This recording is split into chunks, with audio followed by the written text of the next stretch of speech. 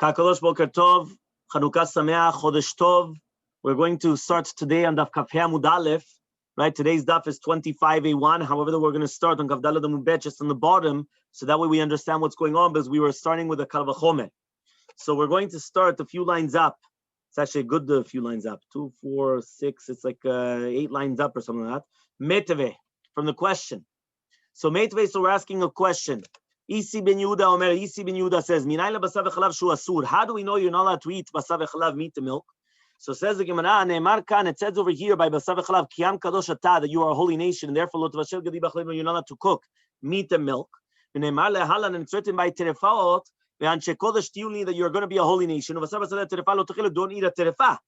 From the fact that it's written am kadosh and anshe kodesh, right? That basically we're a holy nation, right? Whether we're people of a nation or a nation, a holy nation. But the fact that we say we make a gezerah shava. Gezerah shava means when we apply two words that are the same, we apply the halachot together.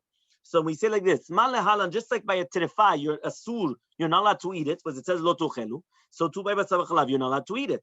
So therefore, right? But now here, just like the terefa that you're learning is only going to be asur ba'achila, right? But not b'hana, but not by benefiting. Meaning you're allowed to benefit from the terefa.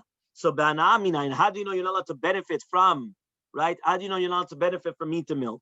So says the Gemara, Marta kavachomen. Umma orla, just like orla. Remember, orla is a tree that you planted that for the first 3 years, you're not allowed to benefit from the tree. Just like the orla shelo nevda ba'avera, there was no avera when you planted this tree. It's still a surabana, you're not allowed to benefit from it. Basar v'chalav shenevda ba'avera, basar v'chalav, there was an avera done with it. Eno din shiyah subana, shouldn't be that you're not allowed to benefit from it. So says the Gemara, Kafhei Amud Aleph, this is today's daf. Ma leola sheken lo hayta la shata kosher. Says, 1 second, what about orla? That it never had a shata kosher, which means that it never had a time that it was permitted. Tomar b'basav v'chalav, that you're going to say by basav v'chalav, shayita la shata kosher, that it did have a shata kosher, which means basav v'chalav, once upon a time, they were both permitted. And since they were both permitted, it had a shata kosher. It had a time that it was kasher at the beginning. The meat was kosher on its own, milk was kosher on its own, and now it became prohibited. Orla never had a time that was permitted. The second you planted it, automatically it starts a 3-year period that you're not allowed to come, and you're not allowed to benefit from it. So therefore, don't make a kavachomer, basar v'chalav from orla, because orla is more stringent in the fact that it never had a time that it was permitted. So answers the Gemara, chametz b'pesach yochiach. Yeah, what about chametz b'pesach? Chametz and Pesach, sheyalo shata kosher, it had also shata kosher, and it's still a surbana, which means that it is chametz on Pesach. Before Pesach, was chametz permitted? The answer is yes. So now only on Pesach it's prohibited, and it's going to be a surbana. So therefore, even though you're going to tell me that orla never, what about chametz Pesach? Chametz of Pesach, it's going to be permitted before the Pesach. On Pesach, it's prohibited, and it's prohibited not only to eat, also to benefit. So therefore, bring a proof from chametz Pesach that also the basav v'chalav, even though it did have a time that was permitted, it's still going to become a surbana. So says the Gemara, yeah, but chametz b'pesach is also worse. Male chametz b'pesach sheken anush karet, or basav v'chalav sheken anush karet. 1 second, chametz b'pesach is still more strict. You're right; they both have a common denominator that they had a time that was once permitted. But if somebody eats chametz on Pesach, what's the isur? What's the punishment? Karet, right? He gets cut off. If somebody eats basav v'chalav, what is it? It's a lav, it's a negative commandment. He could get lashes, but there's no karet involved. So since there's no karet involved, you can't give me a proof from chametz and Pesach. Okay, we're at the top of Kafhei Amud Aleph. Okay, and 25a1. So answers the Gemara, kilei kerem yochichu. So the kilei kerem from the vineyard, that's going to kilaim. Kilaim means when you mix different types of, for example, trees or different types of things. So if you're going to mix the grapes of a tree of a vineyard, and you're going to mix that with another type of a fruit, right? That's going to become a surbana. If somebody's going to do that, he doesn't get the karet penalty, not like chametz and Pesach, but still you're not allowed to benefit from it. So therefore, bring a proof from kilei kerem that just like kilei kerem, right? Once upon a time had shata kosher, which means it was kosher on its own. Number 2, if you eat it or you benefit from it, there's no karet. So too, basav v'chalav is the exact same thing. It once upon a time was kosher from the beginning. Each one on its own was kosher. And then when you mix it up, then it becomes prohibited. Plus, there's no karet. So says the Gemara, v'im ita. Now, if it's going to be correct, like the words of Abaye, the kilei kerem is chamur, is more stricter from other isunim, because you get lashes, even if it's not like the normal benefiting of it. Nifroch, just ask another question. Mali kilei hakerem sheken lokim alehem afilu kshelo kederech hanatan. Look at kilei hakerem that you get lashes, even if it's not going to be the normal way of benefiting from it. For Abaye, and according to Abaye, Tomar, what are you going to say? You're going to say that basar v'chalav is actually more lenient. B'mai, with what? He says, Tomar basar v'chalav she'en lokim alav derech hanato. Basar v'chalav, you only get the lashes when you actually benefit in the normal way of benefiting, not like kilei hakerem, even though it's not the normal way of benefiting. Atur b'basar v'chalav achila k'tiv. Is it written achila by basar v'chalav? So therefore, since it's not written, right, the lashon of achila by basar v'chalav, so we're going to be lokim alav, even if it's not the derech hana. So the Gemara says, v'idach, and the other mandamar says, the kamotiv lav, the one that was asking on Abaye, he savar lehachi kagama min nevela. He says that that's why they learned it from nevela. Just like a nevela kederech hanata, it's only when it's going to be like the normal way of benefiting from it. So tu basar v'chalav, you're not going to get lashes unless it's the normal way of benefiting from it. So therefore, one more time, basically what we're trying to come out is that there's going to be a machloket between these two opinions, between the one that's asking the question and the other one. When you are going to get lashes, would you get lashes for meat and milk if it's not the normal way of benefiting? Yes or not? According to one the Manamar, he learns it from nevela, that just like the nevela, right, which is an animal that was killed without shechita. Any animal that was killed without shechita, you only get lashes when it's derech hanata, when it's a normal way of benefiting from it. So tu basar v'chalav is the same. According to the other one, he says, since it doesn't mention the word achila, so therefore, since it doesn't say achila, eating it, you get lashes even if it's not the normal way of eating it or not the normal way of benefiting from it. Okay? So that's a machloka between the two mandamas. Okay? But Abaye, and according to Abaye, lehachi lo ketav achila begufo, why is it not written achila by basar v'chalav? Right, but it's only written lo tvashel gedi b'chalim. You're not allowed to cook them together. It doesn't say you're not allowed to eat them. So lomar, to tell you shelokin alav shelo kederech hanato, you're going to get lashes even if it's not the normal way of benefiting from it. So says the Gemara v'lifroch. So why don't we ask male kilei hakerem sheken lo hayta lo shato kosher? Says 1 second, but kilei hakerem, they didn't have shata kosher. Kilei hakerem never had a time which was fitting right from the beginning. Why? Because automatically it became asur because of kilei hakerem. So because of that, that's why it's a different halacha. You can't learn it from the basar v'chalav. He says kilei hakerem didn't have a shata kosher. Amar Ravad Barava says Ravad Barava zotomeret. So it comes to say kilei hakerem ikaran ne'esarim. Even the ikar of the zriya, everything becomes asur. Meaning when you make kilei hakerem, remember comes from the word kilaim. Kilaim is a mixture, prohibited mixture. So when you make kilaim, which is a prohibited mixture between, let's say, the vineyard and another type of a fruit, what happens is that he says over here, even from the roots, everything upwards, it becomes prohibited. Because it did have a shata kosher before it actually got rooted into the ground. Meaning, when it became already the kilei hakerem, that was only afterwards. But at the beginning, it already was permitted before it actually rooted into the ground. Before it got rooted, it was permitted. Only afterwards, when it started taking roots, now it was prohibited because of kilei hakerem. That's why it becomes prohibited. But at the beginning, it did have shata kosher. It had a time when it was kosher. Right? Again, I'm just translating shata kosher as a time that it was kosher. Right? Just it's a play on words, but it's the same concept because shata kosher means that at the beginning it had a sha'ah, it had a time that was kosher, but that it was kasher. So Mativ Rav Shemaya, so Rav Shemaya comes and he asks the following question: Hama'avir atzitz nakuv bekerem. Imagine right now you're going to transfer an atzitz nakuv, which means like a flower pot that has a hole in the bottom, in the kerem, right, in the vineyard. Okay, so imosif matayim. If you added, right, if right now when it was in the vineyard, you added, right, matayim, which is basically an extra 1 to 200, so then what happens is asur. It's asur because of kilei hakerem. Hosifin, lo siflo. Only if it was that it added on an extra 1/200th, then it becomes prohibited. But if it didn't add a 1/200th, so therefore it's going to be permitted. So therefore, it's mashma from here that only the tosefet, which means only that which added on, becomes prohibited. But the actual grains and everything else, meaning the seeds, they're not prohibited. So it's mashma from here, not like what we said before, that it's going to become prohibited already from the ground upwards, right? No, it's only that which added on 1/200th above, that's what's going to be prohibited. So Rava says, no, there's two different psukim by kilei hakerem. One pasuk says, Ketiv pentigdash hazera, right, which is mashma that even the zera itself, the seeds itself, becomes prohibited. Uchtiv, and it's also written, pentigdash hamleah.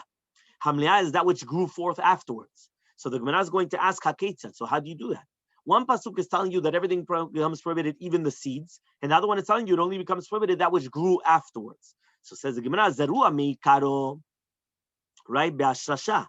If right now it was a seed that was already planted b'isur, so then it's going to become prohibited be'ashrasha already when it takes root, and therefore it's already the seeds. But zarua uba, but if it was already planted beheter, and only afterwards you planted in the vineyard something else, hosif in lo siflo. So then only what's added on is prohibited. Whatever was not added on is permitted. Which means that, for example, if I came and I made it lechatechila kilai makenim, I took the seed and I planted it, and there was already other things there. And now I make it into a mixture, everything's prohibited, even from the seeds. But if I permitted it, it was only a vineyard, and it starts growing, and only afterwards I come and I start planting something else there. So then the seeds, everything else is all permitted. Whatever grows, that's what becomes prohibited. So Amar Rabbi Yaakov, Amar Rabbi Yochanan, says Rabbi Yaakov, the name of Rabbi Yochanan, Bakol mitrapein. Right? This is another concept to do with Isurei Na'ad. You're not allowed to benefit from things. So it says you could benefit, you could cure yourself with everything, even with Isurei Na'ad, except Mietzei Asherah, except for the Asherah tree. This is a tree that was done avodah zarah to it. It's called an Atzei Asherah. So says the Gemara, Hechidami, what was the case? If you're going to tell me there's a sakana to this chole, meaning that he needs this tree for whatever reason it is, so then afilu atzei, so even Atzei Asherah. Remember, there's only 3 cardinal sins that you have to give up your life, but not this. So why wouldn't you be able to use this as a sakana? It's a sakana, life and death. You have to do it. You have to use it. If there's no sakana, so then not even a regular asurim Torah. Meaning, if there's no sakana, I can't tell you to come and eat pig. Eating pig is only the sakana. The sakana, life and death, eat pig. But I can't just come and tell you in any surah in the Torah, you do it without any sakana. It has to be that there's a danger, right? Sakana is a danger, yeah? So he says here, so what's the case exactly? So answers the Gemara, leolam diika sakana. Really, there is a sakana. There's a life and death danger. So he says, v'afilu achin still atzei asherah lo. But even with that, you're not allowed to cure yourself with an atzei asherah, with a asherah tree which was done avodah zarah to it. The tree which the Tanya was learned to the bright. Rabbi Eliezer says, im ne'emar, if it's written already, bechol nafshecha, lama ne'emar bechol modecha. We know that we say that you have to love Hashem. Ve'avta et Hashem elokecha. You have to love HaKadosh Baruch Hu. With all your heart, with your neshama, and your property. If it already says with all your neshama, which means that even if you have to give your neshama, so why does it say with all your money? It's written with all your property. Why is it written with all your nefeshama? So he says, Ela lomar lecha, but rather to tell you, some people, right, their body is more precious to them than their money. So for there it says, with all your soul, which means your body. But there's some people that are opposite. Mamono, his money is more important to him than his body. Therefore it says, which means that since right now you have 2 different types of people, that's why HaKadosh Baruch Hu told us you have to love Hashem more than anything else. Whether it's your body, you're going to say, okay, fine, I love my body, but my money is more important. Money talks, yeah? Right? The body doesn't really talk. It's your mouth that talks, not your body. But here it says, no. He says that's why you have to mention both. No matter what, HaKadosh Baruch Hu is always more important. Okay?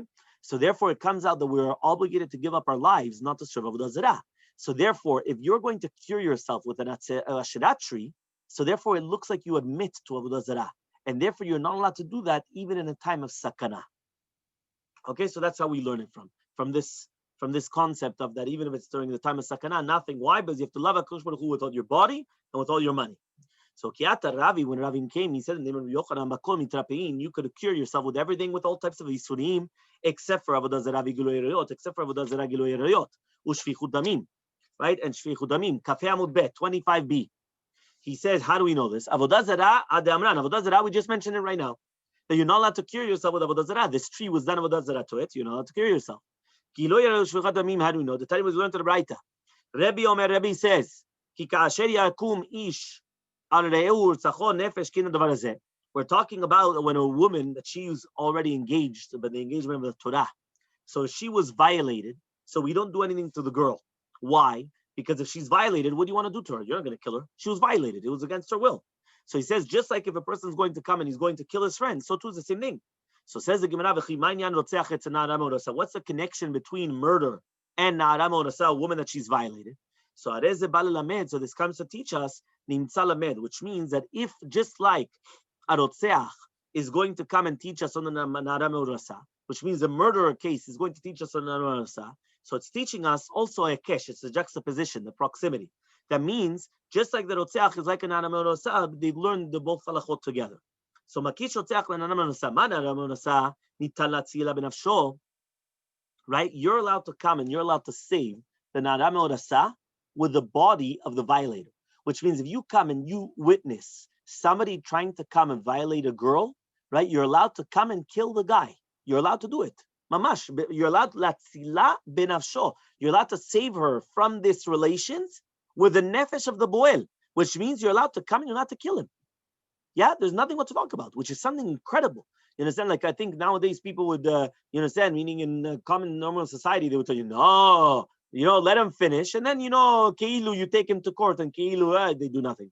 You understand? Why? Because keilu, there's no problems, right? They don't give the, with everything, there's women's rights except for this. You understand? That means, all of a sudden there's no women's rights, right? You should be able to kill them. Yeah, that's what the Torah says. So too, if you come and you see somebody going to murder someone else, you're allowed to kill him. Why? Save the other guy. This guy's a rodef. Kill him. And you're going to learn na'ara me'orasa the other way around. Just like a rotzeach, it's a re'areg ve'al yavor, right? You have to let yourself get killed and not do it. So to na'ara me'orasa, you have to let yourself get killed and not do it, which means it's gilui arayot. So that's where they learn the concept of gilui arayot. It meaning that each one you're learning from each other. You're learning, right? The shvichut avim for na'ara me'orasa, that just like na'ara me'orasa, you're allowed to kill the guy, right? And you don't have to let her get, watch her be violated. So too, you're allowed to kill the guy and you don't have to let him be killed. And the same thing the other way around. Just like you have to give up your life and you're not allowed to kill someone, so too you have to give up your life and you're not allowed to violate this woman. How do we know that shvichut damim itself is yareg val yavor? So he says, svarahu. It's a svara, it's a logic. How do we know that you have to actually give up your life and not kill the guy? It's a logic. But there was somebody that came in front of Rava, and he told him, Mare durai, right? The ruler of the city, Amali, told me, Zil katle lepane, I have to go kill this guy. Vila katle, if I'm not going to kill him, right? I'm going to kill you. So Rava told him, Likteluch velo tiktol. Let yourself be killed, but do not kill him. Why? My chazi didema didach sumak tfe, dilma dema dahu gavra sumak tfe. Who told you that your blood, right, that your blood is more red? Maybe the blood of your friend is more red. Meaning, why are you going to come? That's the logic. The logic is, whoever said that you're more worthy of life than the other guy, that you're going to now go come and proactively kill someone? Whoever said that your blood is worth more than the other guy's blood? So therefore, maybe his blood is more red. So therefore, what? You're going to come and you're going to start killing? So don't kill. It's svara. So from that svara, that's where they're learning that shvichut amin is yareg val yavor. So because of that, we learn na'ara me'orasa, which is gilui arayot from there. Okay? Which is something incredible, but think about it. That means what we're trying to say is that gilui arayot, which is immoral relations, right? Infidelity is even with a woman that was never actually really married. She never lived with her husband yet. Think about it. She only had the irusin, which is the first step of marriage. Imagine a woman went into the chuppah. She never went with her husband, and now she has a guy come running after her. You kill him. Why? That's called immorality. But she never actually lived with her husband. That's called immorality. And you go and you kill him. You understand? It's mamash. It teaches us of what it is immorality. More about Ravashi Ashkechel Ravina Deshayefle Levrate. So it says more about Ravashi found that to Ravina that he went and he was to anoint his daughter beguharke de orla with shemen zait, with olive oil of orla, right? Of basically this is like of orla of the first 3 years, which is basically the small grapes, the small olives, right? That they come and they were using it. So Amale Emor de Amara Bana Beshata Sakana, Shelo Beshata Sakana Miamur. So says more about Ravashi to Ravina. I thought that the rabbis only said that you're allowed to cure yourself only during the time of sakana. Here there's no sakana. So what are you doing this, using this olive oil for your daughter? This is orla. You're not allowed to benefit from it. Amaleh, he said to him, Ha'ishta tzemirta. This is a choli of a kadachat, right? That his daughter has, nami kishata sakana damya. It's like shata sakana, which means it's a type of like a fever that it's like a sakana, and therefore that's why he used to anoint her with this type of olive oil, because it's like a sakana. There are those that say that there was another version in it. He told him, 1 second, am I using it like derech hana'ah? Which means derech hana'ah is usually olive oil, you use it as cooking, right? Not for curative purposes. So because of that, there's no problem. Itmar, it was stated, hana'ah balo le'adam bal korcho, right? What about an hana'ah that comes against your will? Yeah, is that permitted or prohibited? So Abaye comes and he says, it's permitted. Yeah, you're allowed to, no problem. Rava says it's prohibited, right? You're not allowed to. So now we're going to see. If shaka mechaven, right? So says the Gemara, can it be that right now, if a person has the kavanah, right? That means he's not going to do it, and then he's mitkaven to have the kavanah, meaning that if you could come and not have the mindset of benefiting, and then you have the benefiting, so then obviously it's going to be prohibited, obviously, right? Or even if it's lo efshar v'kam mechaven. So says the Gemara like this, right? Or maybe it's going to be that even if you cannot stop yourself, still you're allowed to benefit from it. So he says, Kula amalo plige, everyone agrees, the asur, that it's going to be prohibited, right? That means basically there's no machloket there. But lo efshar v'lo kam mechaven, but if you cannot and you do not have kavanah of benefiting it, kulam lo plige de shari. Ki plige de efshar v'lo mechaven. Right? Well, basically what's going on? Basically what's going on is like this. There's 3 sides of the spectrum. There's basically efshar v'kamechaven, lo efshar v'kamechaven, right? Lo efshar v'kamechaven, and lo efshar v'lo mechaven. So basically, what happens is like this. The concept of efshar v'chaven is if it's efshar to stop from the action, and you have kavanah from benefiting. So that side of the spectrum is always, you could not do it, and still you're doing it and you have benefiting, and according to everybody, it's asur. Right? That's that side. Now, the other side of the spectrum was the opposite. Lo efshar v'lo kamechaven. You cannot stop yourself from the action, meaning it's going to come imela, it's going to come on its own. Plus, you do not have kavanah of benefiting. So in that case, according to everybody, it's permitted. So when is the machloket? The machloket is the efshar v'lo kamechaven. You could stop yourself from the action, but you didn't stop yourself. But you don't have the benefit. Meaning you don't have the kavanah to benefit from it. So therefore, I'm going to come. I'm going to say, I don't have a kavanah to benefit. Yeah, but you could have stopped yourself. So that's the machloket between there. You understand? That's where the machloket is. That means basically, are you allowed to come and do a peula, which is permitted, an action which is permitted, that even though it will come out something which is prohibited afterwards? It's like a davar sheni mitkaven by Ilchot Shabbat, the same type of concept. That means you're doing something that, right, that's permitted, but ultimately something which is prohibited will come out with it, but you don't have kavanah for it. Okay, so Aliba de Rabbi Yehuda, according to Rabbi Yehuda, that he says that if it's something that you don't have kavanah for it, it's still going to become prohibited. So according to everybody, it's going to be a sur. When it's a machloket, only according to Rabbi Shimon. So right, this is again to do with Shabbat that I just told you. That's something which you don't have kavanah for it is going to be permitted. Abaye Rabbi Shimon. So Abaye holds like Rabbi Shimon. Rava says, when did Rabbi Shimon say this? Only if you can't stop yourself from doing it. But if you could stop yourself from doing it, then Rabbi Shimon never permitted you to do it. But then it's like a psikresha, because it's like, like you're cutting off the head of the chicken, and therefore it's going to be prohibited. Okay? Ika da'amri, there are those that have another version of this Gemara. If it's going to be efshar and not mechaven, that is the machloka between Rabbi Yehuda and Rabbi Shimon. Right? Again, remember, Rabbi Yehuda says davar sheni mitkaven is going to be asur. Rabbi Shimon says davar sheni mitkaven mutar. Davar sheni mitkaven means I don't have kavanah for doing the isur. So if it's not possible to stop yourself and you don't have kavanah, according to everybody, it's going to be permitted. When is a machloket, if it's not possible to stop yourself and you're having benefiting from it, that's going to be the machloket.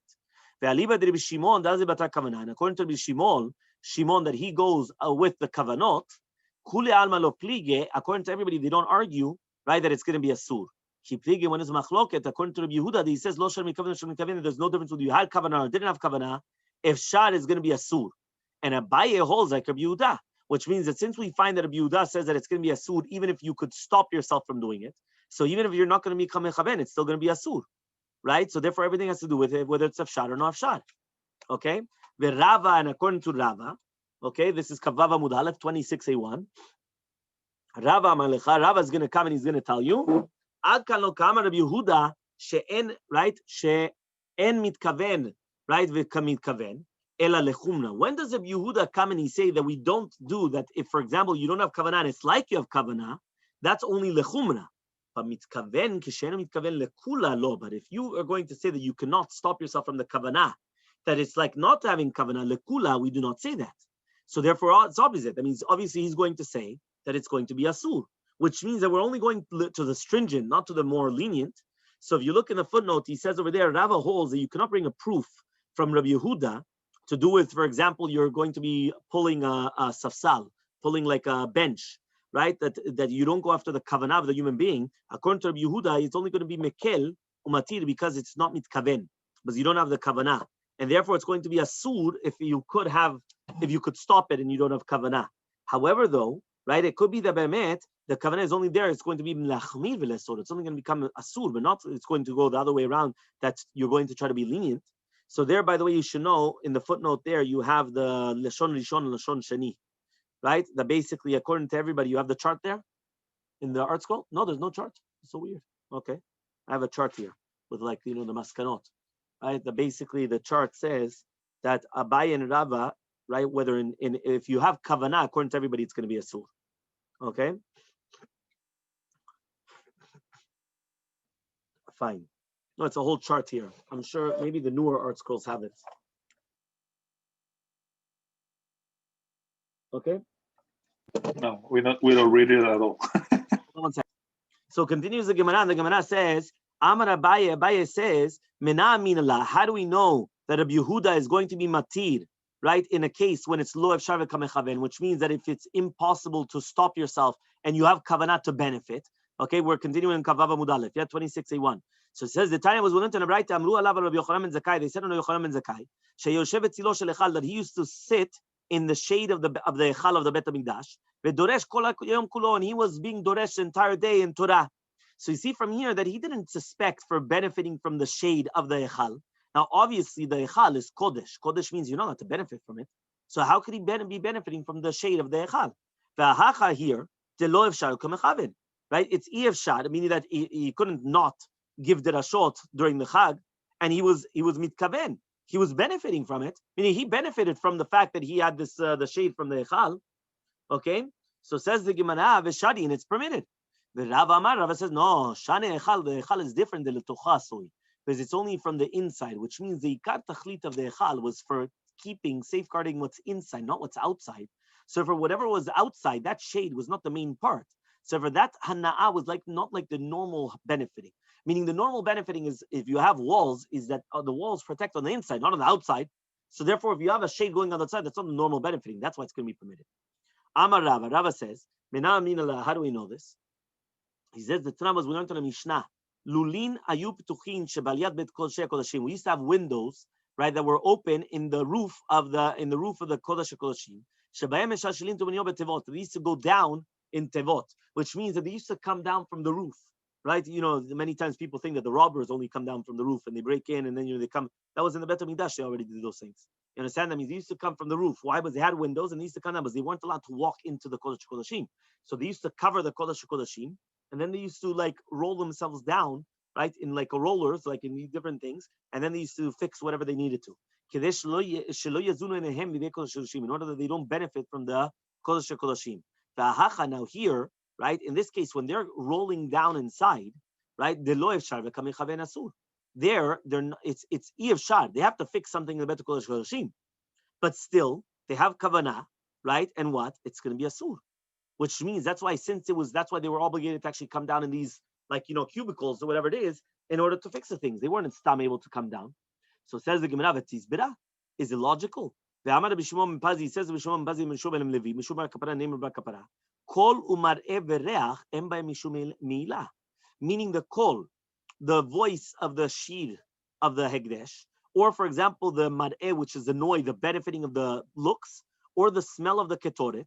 If you benefit from it, there's no milah in it, mina Torah, which means that mina Torah, you're allowed to benefit from the beauty of the Bet HaMikdash, from the smell of the Bet HaMikdash, from the voice of the, meaning it was a free concert. You understand? I'm going to hear all the Levim coming and singing and everything. I'm allowed to benefit. There's no problem. Mina Torah, you're allowed to benefit. But rather it was an extra level of stringencies that they did in Bet Kodashim, that they never want anybody to benefit even just from the looking of it. And that's why it's a special halacha. So you can't bring me a proof from the Kodesh Kodashim, because it's a completely different halacha. There are those that say, Amar Rava says, how do I know this concept that lo efshar v'kamechaven is asur even according to Rabbi Yehuda. That means even if it's impossible and you have to do it, but still you have kavanah, it's still going to be asur according to Rabbi Yehuda. The Tanya was learned to the right. Rabbi Yehuda Shimon ben Pezi Shimon Levi Mishum Rakapara. Says Shimon ben Pezi Shimon Levi Mishum Rakapara. Kol manev reachamem Mishum Milah. Right, the voice and the looks and the appearance and the smell. There's no milah. Milah udeleka. There's no milah. But isur alika. But there is still an isur. My love, are we not talking about lotan omdim ifnim, the people that are inside? Right? The law of Shavach HaMelchaven, it's impossible for them not to have, meaning they have to be on the inside and still they have kavanah and it's still going to be asur. So says the Gemara, no, we're talking about the ones which are on the outside, which means you could stop yourself from coming close to the Beit HaMikdash. And the fact that you're coming close and then you want to benefit, so that's why it's going to be asur. There's no milah, but it's asur according to this. So says the Gemara, Gufa Amar Shimon ben Pazi Mishum Levi Mishum Rakapara, says Shimon ben Pazi Mishum Levi Mishum Rakapara, Kolu Marev Reach, whether we're talking about the voice, the appearance and the smell, and Bahem Mishum Milah, there's no milah. Vereach Emo Mishum Milah, there's no reach and milah. There's no milah. By reach, remember, milah means you're not allowed to benefit from something which is holy. It's called milah, right? Right, like ma'al. Milah is like a rebellion, right? But that's what you do. You're benefiting from it. So it says here, right? Vereach emo mishum milah. The Tanya we learned in the Brayta. If you come and you are a singular, you are an individual, and you come and you make the ketoret, right? Kedelit lameba, right? In order to learn from it, or lemosra letzibur, or to give it over to the tzibur, patur, you're going to be patur. However, if you do it lariach ba, in order to smell the ketoret, you're going to be chayav. So here it says v'meriach ba patur, but if you do smell it of the tzibur, you're going to be patur. El hashmal, but you are milah. So here you see that if somebody comes and he smells the ketoret of the tzibur, it's going to be milah. Okay, there is milah. He's patur from karet, but he's going to be, there is milah, right? The other case, he's going to be chayav if he actually does. He's chayav karet if he copies the ketoret for no reason. There he's mamash going to be chayav karet. But here, what are you doing? Papa, but rather the Papa says, Kolu Mareh em by Mishum Milah. If you show mamash, no, the reason why by Kolu Mareh there's no milah is because there's no mamashut to it. It's not something tangible. Vereach lachar shalatet dinator means the same thing with smell. Smell after it already went up, there's nothing tangible to it, right? Why? Because you already did the mitzvah. Once you did the mitzvah, there's nothing tangible. It's just a smell. So that's why you're allowed to benefit. So says the Gemara, so what? Once you did the mitzvah, now there's no milah anymore. What about trumat hadeshen? That you're going to take the ashes. That you already did the mitzvah. There's still milah. Is it written? When it says v'samo etzel hamizbeach, the place of the mizbeach shelo yifazer, you're not allowed to sprinkle, you're not allowed to spread the trumat hadeshen, right? But you have to actually put everything in one place. V'samo, and you have to place it. Shelo yaneh, you're not allowed to benefit from the deshen. So says the Gemara, mishum davi trumat hadeshen migdei kiuna shnei kluvim ba'in kechad. So then what's happening is you have trumat hadeshen migdei kiuna, which are two psukim coming in one place. And anything which is two psukim coming in one place, you cannot learn from it from something else. So therefore, since the trumat hadeshen and the clothing of the kohanim are brought down to do it together, right, the same thing. So therefore, it's two psukim which are teaching the same thing. Which anytime that you have two psukim teaching the same thing, you cannot learn from it to do with other things. And therefore, that's why we're saying you can't learn, like for example, the ketoret after you already did it. That there's no problem of benefiting from it. So trumat hadeshen hadeamran. Trumat hadeshen was what we just mentioned now. You have to place it there. It teaches us that the clothing of the Kohanim, after the Kohanim use it, it's a surim mana. You're not allowed to benefit from it. Then here we're talking about even though you just finished the avodah of Yom Kippur, you have to put them in genizah. So imagine you just finished the clothing of the Yom Kippur, boom, genizah. Not allowed to use it. So it says the Gemara, Hani chal Rabbanan. This is good according to the rabbis that they say genizah. But according to the Rabbi Dosa that he argues on the rabbis and he says, Aval royinhen, but if they are still fitting, so then they're fitting to a kohen idiot. What does it mean? You're not to use it for another kippur. So what are you going to tell me then? According to the shita, it comes out that the bigdei kiuna of the kohen gadol could be used afterwards. Yeah, 1 second. So says the Gemara, if you're going to tell me that it's like Rabbi Dosa, that he says that the Kohen Gadol cannot use the same clothing for the next Kippur, but he could use it for, meaning a regular Kohen could use it, a Kohen Idiot could use it. So, and what does it mean, V'nicham Sham, that they're not allowed to use it for another Kippur? So then why can't we learn it from there? So he says the Gemara, Mishun Davi Trumat Hadeshen ve'egla rufa, because Trumat Hadeshen and egla rufa, Remember, glarufa is that if you find a dead person between two cities, the bet din of the closest city has to bring an glarufa, and they have to cut the back of its neck, and they have to kill it. Why? Because it's saying that we didn't actually spill the blood. So therefore, any two psukim which come together in the same thing with other dinei Torah, you cannot learn from something else. So that's only according to the that you don't learn from it. But according to the that you do learn from it, what are you going to say? So it says, there's two different mutes. Remember, mutes means exclusions. Ketiv v'samo, it's written dafka, place it and not something else. And it's written by Parashat Egla Rufa, ha'arufa, which is mashma this and not any other type of an animal. So therefore, since it's written that each one of them has an extra exclusion, that's why that even after the mitzvah has been done, you're not allowed to actually come and learn from it from something else. Okay, so says the Gemara, Tashema, we're going to bring another proof. Ichnisa lerivka. Imagine right now a person came and he took the eglah and he tied it with other animals, right, which they're grazing together, which they're plowing together, right? They're doing the dash. Dash is threshing together, sorry. The dasha kshera. And now it starts doing the dash. It starts coming and starts threshing. It's going to be kosher. But if it's going to come and it's going to do both, which means it's going to also feed and also thresh, it's going to be pasul. Here, right? It's impossible, meaning that you can stop it, but it has kavanah. The Ketani, we still said it's pasul to be an eglarufa anymore. So says the Gemara, it's different by eglarufa. You're not allowed to work it whatsoever. Meaning the second that you make it work, kamarno. Even if it worked on its own, even if it did it on its own, you're not allowed to benefit from it. Meaning like eglarufa has to be an animal that you'd never worked it. So says the Gemara, if so afilu reisha nami. So then even the beginning it's going to be like that. Which means, what do you mean the reisha? The reisha we're talking about over there, even if it threshed right on its own, also should become pasul. So says the Gemara, kavav mubet, halodamya lelaha. This is compared to this case, shken alea, shachan alea off. If a bird came on top of the egla, it's still going to be kosher. Alea la zachar, but once it became had relations with a male, psula, it's not allowed to be a paraduma anymore. Why? Because right, it's better, meaning that basically the owners wanted to have children, so therefore that's it. You understand? Now it's going to be prohibited. And we continue Bezrat Hashem tomorrow with Kavav Amud Bet.